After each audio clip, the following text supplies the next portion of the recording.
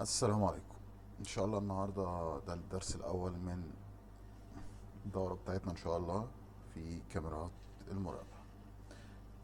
صديقي المبتدئ او صديقي الفني، اول حاجه هنبدا بيها النهارده اللي هي ايه مكونات نظام كاميرات المراقبه. هنتكلم النهارده عن النظام الاي بي. تمام.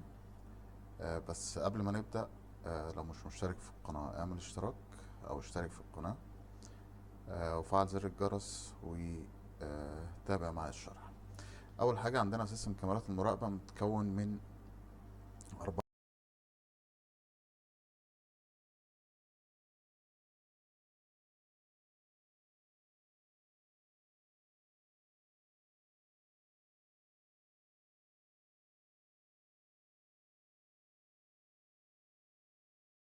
او خمس حاجات اساسيين. حاجه اسمها فرونت اند، وحاجه اسمها باك اند، او ال- المدخلات والمخرجات، الحاجات اللي بتدخل السيجنال والحاجات اللي بتخرج السيجنال. تمام. وفي عوامل مساعده او عوامل توصيل في النص بتربط الحاجات دي كلها ببعضها. طيب، سيستم الاي بي عندنا اللي هي الكاميرات اللي بتشتغل ب آه، ببساطة بكابلات الإنترنت، اللي هي عبارة عن كاميرا بتتوصل بكابل إنترنت على سويتش، والسويتش ده بيتوصل بجهاز التسجيل، وجهاز التسجيل بيتوصل معانا بالشاشة أو والشاشة عايزين نوصله بجهاز كمبيوتر بنقدر نوصله، عايزين نوصله على الموبايل ونشوفه أونلاين بنوصله. طيب نبدأ مع بعض كده نشوف مكونات السيستم عندنا ايه. اول حاجه طبعا عندنا الفرونت اند او الواجهه او الحاجات المدخلات اللي بتدخل السيجنال بتاعتنا. اول حاجه عندنا هنا الكاميرات. تمام. ادي كاميرا مثلا. تمام. وادي كاميرا. تمام. هنشتغل مثلا على سيستم اربع كاميرات اي بي. تمام. كده عندنا دول اربع كاميرات. طيب، الاربع كاميرات دول انا عايز اشغلهم. احنا بدأنا باربع كاميرات. احنا عندنا طبعا كل كاميرا، كاميرا واحد، كاميرا اتنين، كاميرا تلاتة، كاميرا اربعة. تعال نسميهم مع بعض هنا. تمام. كاميرا واحد، كاميرا أربعة. تمام.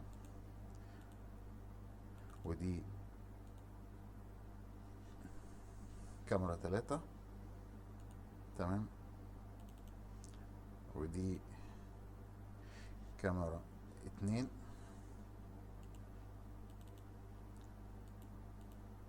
ودي كاميرا واحد. حلو الكلام. طيب، في البداية أنا عندي بجيب سيستم كاميرات. أنا عايز أعرف المكان اللي أنا هركب فيه الكاميرات عبارة عن إيه، عشان أقدر أحدد الريزولوشن بتاع الكاميرا بتاعتي، والكاميرا بتاعتي تبقى اندور ولا اوت دور. فطبعا ده انت بتعمل اول حاجه بنعمل معاينه بتاعتنا، وبنشوف الموقع بتاعنا محتاج ايه. فمثلا احنا لو هنركب كاميرات داخليه مثلا، فلازم نجيب كاميرات دوم عشان نركبها في المكان بتاعنا. كاميرات هركبها في الشارع او هركبها في مصنع في مكان خارجي في مكان مفتوح، فطبعا محتاج اركب كاميرات خارجيه او بوليت. عايز كاميرات متحركه، فطبعا هختار الكاميرات البي تي زي او الكاميرات المتحركه. ومعلومه كده في النص، البي تي زي او الكاميرات زي ما بنقول بي تي زد دي. بي تي زد دي اختصار لبان تلت زوم. بان يعني بتلف. تمام. تلت اللي هي بتتحرك فوق وتحت، وزوم اللي هي بتعمل زوم اوت، بتكبر وتصغر الصورة. تمام. بتقرب وتبعد الصورة يعني. تمام. فاحنا دلوقتي مثلا هنفترض ان احنا هنركب كاميرات. تمام. خارجية. طيب، الكاميرات الخارجية ده انا عايز كاميرا جودتها عاملة ازاي؟ عايز مثلا اركب كاميرا، هنقول 4 ميجا مثلا. تمام.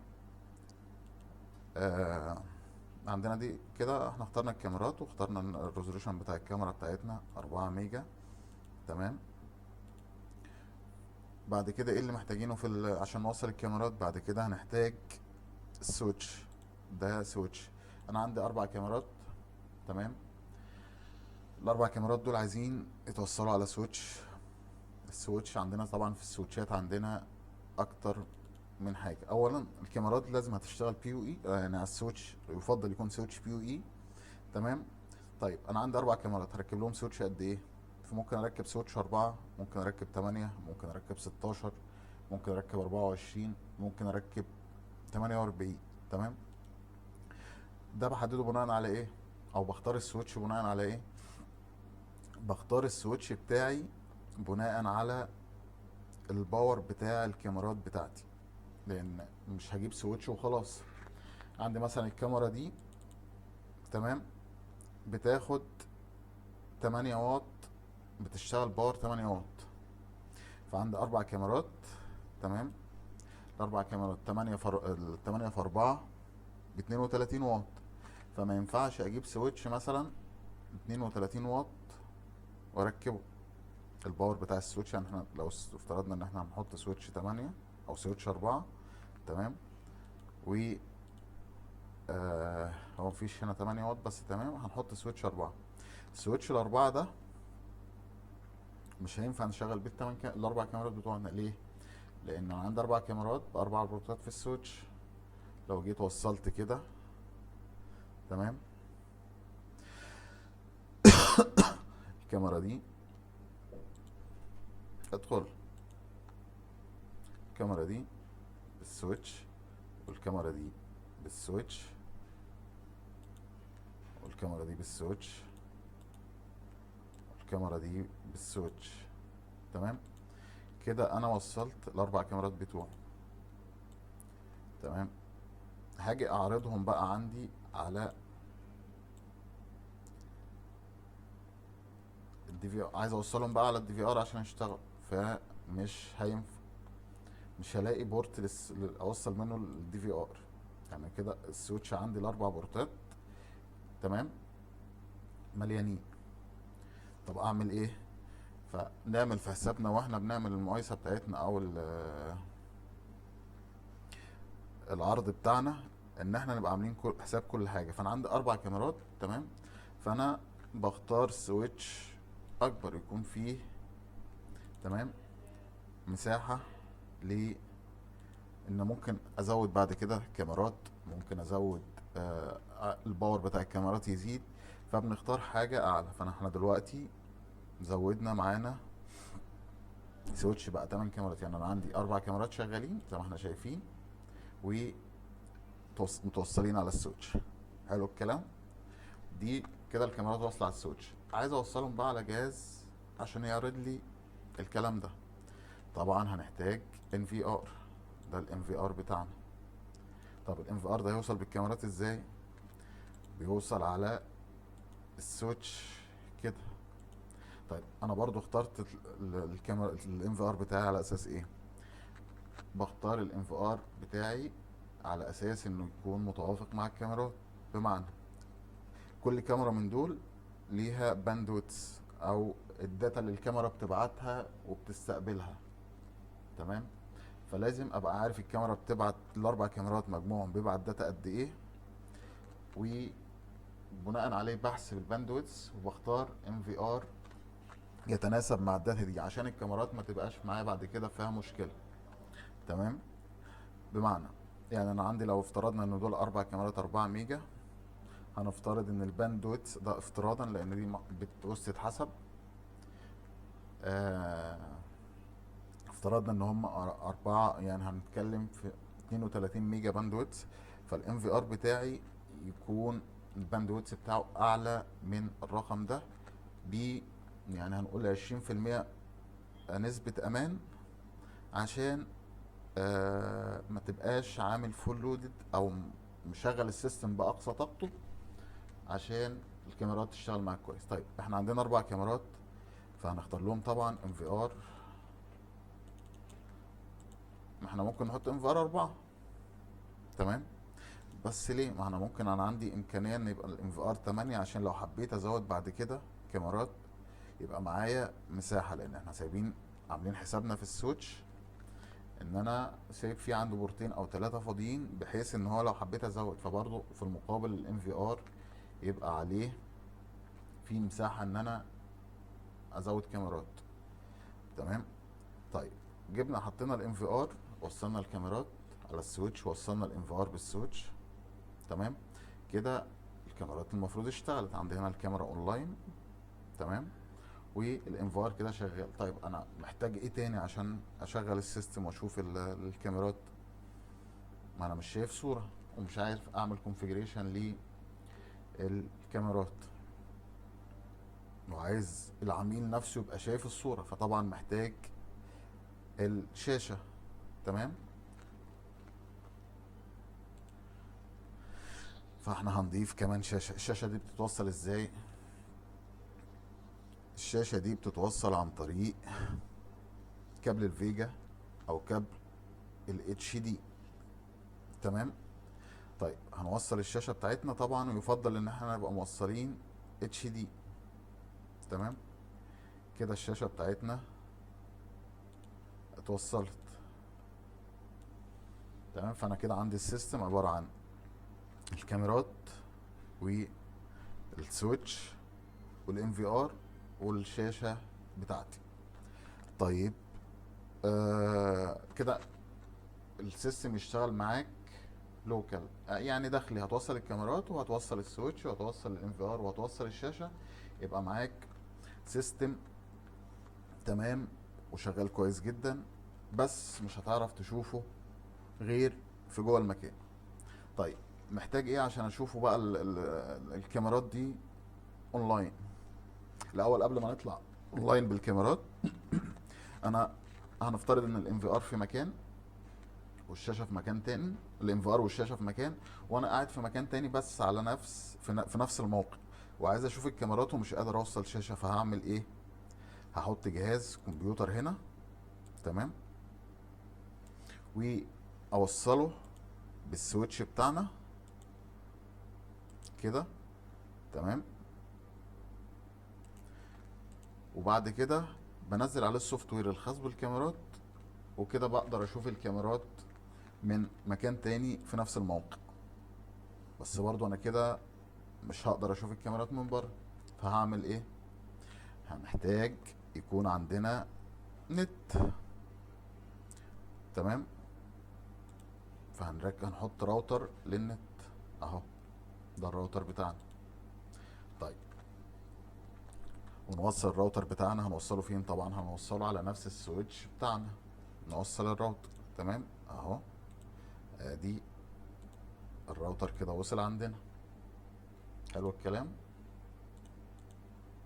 فكده اصبح السيستم بتاعنا شغال داخلي وواصل على النت، اقدر اشوفه من بره.